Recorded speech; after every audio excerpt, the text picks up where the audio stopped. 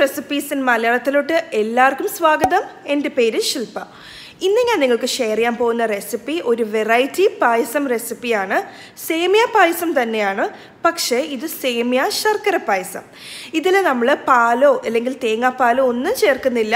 അതില്ലാണ്ട് ഒരു വെറൈറ്റി ആയിട്ട് നമുക്ക് ഉണ്ടാക്കിയെടുക്കാൻ പറ്റുന്ന വളരെ ടേസ്റ്റി ആയിട്ടുള്ള സേമിയ പായസമാണ്.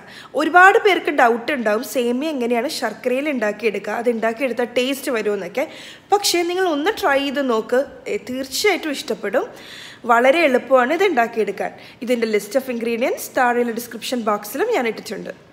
ഒരു പാനിലോട്ട് 1/4 ടീസ്പൂൺ നെയ്യ് ഇട്ട് കൊടുക്കാം. ആ നെയ്യ് ഒന്ന് ഉരുകി തുടങ്ങുമ്പം ഒരു കൈപ്പിടി കാഷ്യൂ നട്ട്സ് ഇട്ട് കൊടുക്കാം. എന്നിട്ട് നമുക്കൊന്ന് ഇളക്കി ഒരു ലൈറ്റ് ബ്രൗൺ കളർ ആകണ വരെ ഈ കാഷ്യൂ നട്ട്സ് റോസ്റ്റ് ചെയ്തെടുക്കാം. അങ്ങനെ ലൈറ്റ് ബ്രൗൺ കളറായി കഴിയുമ്പം നമുക്കൊരു പാത്രത്തിലോട്ട് മാറ്റി വയ്ക്കാം. അതേ പാനിലോട്ട് തന്നെ ഞാൻ 1 കപ്പ് സേമിയാണ് ഇട്ട് കൊടുക്കുന്നത്. നമ്മൾ സാധാരണ സേമിയ പായസം ഉണ്ടാക്കാൻ ഉപയോഗിക്കുന്ന വെർമിcelli, അതായത് സേമിയ, അത് തന്നെയാണ് ഉപയോഗിക്കുന്നത്. ഇതിലോട്ടൊരു 1/4 ടീസ്പൂൺ നെയ്യും കൂടി ഇട്ട് കൊടുത്തിട്ടുണ്ടായിരുന്നു. ഇതേപോലെ ഇളക്കി ഒരു ലൈറ്റ് ബ്രൗൺ കളർ ആവണം. ലോ ഫ്ലെയിമിലിട്ട് വേണം ഇളക്കാനായിട്ട്. അങ്ങനെ ലൈറ്റ് ബ്രൗൺ കളറായി കഴിയുമ്പം നമുക്കത് മാറ്റി വയ്ക്കാം. കരിഞ്ഞു പോകാണ്ട് പ്രത്യേകം ശ്രദ്ധിക്കുക. വീണ്ടും ഞാൻ ആ പാനിലോട്ട് ഒരു 1/4 ടീസ്പൂൺ നെയ്യ് ഇട്ട് കൊടുത്ത് ഇതിപ്പോൾ 1/4 കപ്പ് സാഗോ സീഡ്സ് ആണ് എടുത്തിരിക്കുന്നത്. നന്നായിട്ട് കഴുകിയതിന് ശേഷമാണ് ഞാൻ ചേർക്കുന്നത്. നമ്മൾ സാധാരണ പായസത്തിന് ഉപയോഗിക്കുന്ന ചൗവരി ഉണ്ടല്ലോ, അത് തന്നെയാണ് സാഗോ സീഡ്സ്. അത് നമുക്ക് ഇട്ട് കൊടുത്ത് ഒരു 1.5 മിനിറ്റോളം ഇതേപോലെ മീഡിയം ലോ ഫ്ലെയിമിലിട്ട് ഇളക്കി കൊടുക്കുക. ബ്രൗൺ കളർ ആകാണ്ട് പ്രത്യേകം ശ്രദ്ധിക്കുക, വൈറ്റ് കളറായിട്ട് തന്നെ ഇരിക്കണം. അങ്ങനെ ഒരു 1.5 മിനിറ്റ് ഒക്കെ കഴിയുമ്പോഴേക്കും നമുക്ക് ഇത് വേറൊരു പാത്രത്തിലോട്ട് മാറ്റി വയ്ക്കാം. ഇനി നമുക്ക് ശർക്കര ഉരുക്കിയെടുക്കാം. അതിനായിട്ട് ഞാനിവിടെ 1 കപ്പ് ശർക്കരയാണ് എടുത്തിരിക്കുന്നത്. ഈ 1 കപ്പ് ശർക്കരയുടെ കൂടെ 1/2 കപ്പ് വെള്ളവും ഒഴിച്ചു കൊടുക്കാം. അങ്ങനെ വെള്ളവും കൂടെ ഒഴിച്ചു കൊടുത്ത് ഒരു മീഡിയം ലോ ഫ്ലെയിമിലിട്ട് നമുക്ക് ഈ ശർക്കര നന്നായിട്ട് ഉരുക്കിയെടുക്കാം. എൻ്റെ കയ്യിലുള്ള ശർക്കരയിൽ അങ്ങനെ അഴുക്കൊന്നും ഇല്ലാത്തതുകൊണ്ട് ഞാൻ ഇതേപോലെ തന്നെയാണ് ഞാൻ പായസത്തിന് ഉപയോഗിക്കാൻ പോകുന്നത്.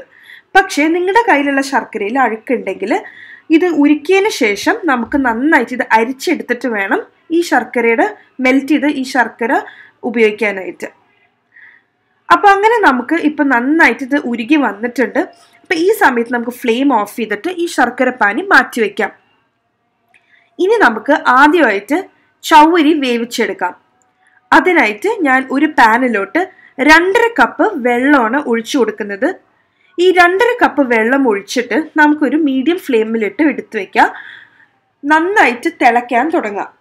ഇതേപോലെ നന്നായിട്ട് തിളയ്ക്കാൻ തുടങ്ങുമ്പോഴേക്കും നമ്മൾ നേരത്തെ വറുത്ത് വെച്ചിരിക്കുന്ന ചൗവരി അതിട്ട് കൊടുക്കുക. അതിട്ട് കൊടുത്ത് ഇടയ്ക്ക് ഇളക്കി കൊടുക്കുക. അത് ഒട്ടിപ്പോവാണ്ടൊക്കെ പ്രത്യേകം ശ്രദ്ധിക്കണം. അപ്പോൾ ചൗവരിക്ക് നല്ല വേവുണ്ട്. 15-20 മിനിറ്റോളം നമ്മളൊരു മീഡിയം ലോ ഫ്ലെയിമിലിട്ട് ഇത് വേവിക്കണം. അപ്പോൾ നന്നായിട്ട് ഇത് വേവിച്ചെടുക്കാം. ചൗവരി വെന്ത് കഴിയുമ്പം ഇതിൻ്റെ ആ വെള്ള കളറ് മാറി ഏകദേശം ഒരു ഗ്ലാസ് പോലെ ഇരിക്കും, അല്ലെങ്കിൽ ഒരു ട്രാൻസ്പെറൻ്റ് ആയിട്ട് ഇരിക്കും.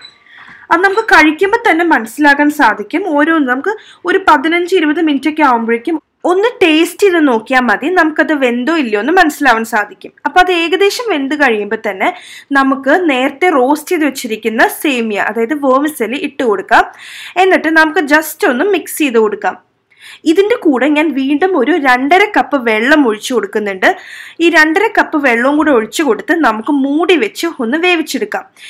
നേരിയ ചൂടുവെള്ളമാണ് ഞാൻ ഈ 2.5 കപ്പ് ചേർക്കുന്നത്, തിളച്ച വെള്ളമല്ല, നേരിയൊരു ചൂടുവെള്ളം. അപ്പോൾ അതും കൂടെ ചേർത്ത് വെച്ച് നമുക്കിത് മൂടി വെച്ച് ഒരു 1 മിനിറ്റ് തന്നെ വേണ്ട, അതിനുള്ളിൽ തന്നെ ഏകദേശം സേമിയയും വെന്ത് കിട്ടും. കാരണം സേമിയക്ക് ഒരുപാട് സമയം വേണ്ട വേവാനായിട്ട്, പെട്ടെന്ന് വേകുന്ന ഒരു സാധനമാണ്. അപ്പോൾ അങ്ങനെ മൂടി വെച്ച് വേവിക്കാം. മൂടി വെച്ച് വേവിച്ചതിന് ശേഷം നമുക്ക് വീണ്ടും തുറന്നിട്ട് നമുക്കിതിലോട്ട് ശർക്കര ഉരുക്കി വെച്ചതും കൂടെ ഒഴിച്ചു കൊടുക്കാം.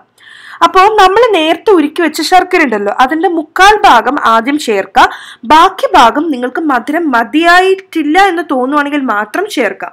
അപ്പോൾ ആദ്യം അതിൻ്റെ ഒരു 1/4 ഭാഗം ചേർത്ത് കൊടുത്തതിന് ശേഷം ഒന്നും കൂടെ ഒന്ന് ഇളക്കി കൊടുക്കാം. അപ്പം ഈ സമയത്ത് നിങ്ങൾക്ക് ഒരുപാട് കുറുക്ക് പോലെ തോന്നിയിട്ടുണ്ടെങ്കിൽ കുറച്ചും കൂടെ ചൂടുവെള്ളം ഒഴിച്ചു കൊടുക്കാവുന്നതാണ്.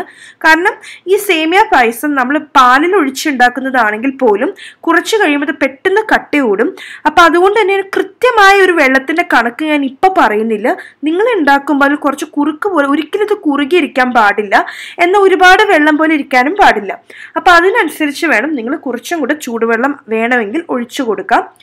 അപ്പോൾ അതിനുശേഷം ഒന്ന് ഇളക്കിയതിന് ശേഷം ഇതെല്ലാം നന്നായി വെന്തെന്ന് ഉറപ്പ് വരുത്തിയതിന് ശേഷമാണ് നമുക്ക് ഏറ്റവും അവസാനം ഇതിലോട്ട് നമ്മൾ നേരത്തെ വറുത്ത് വെച്ചിരിക്കുന്ന കാഷ്യൂ നട്ട്സ് ഉണ്ടല്ലോ അത് ചേർത്ത് കൊടുക്കാം.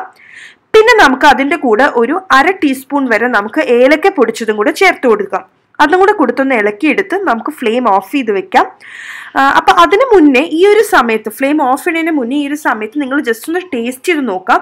മധുരം പോരാ എന്നുണ്ടെങ്കിൽ കുറച്ചും കൂടെ ശർക്കര ഉരുക്കിയത് ഒഴിച്ചു കൊടുക്കാം ഈ ഒരു സമയത്ത്.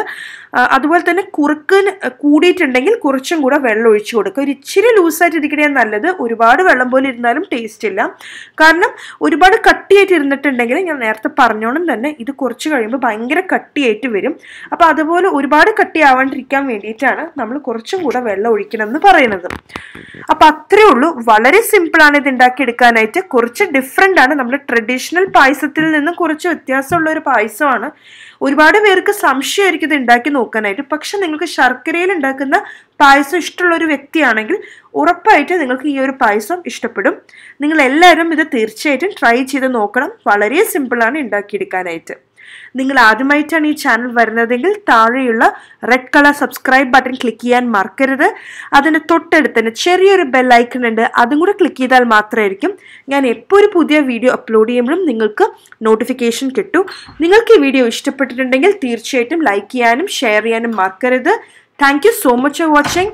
ബൈ.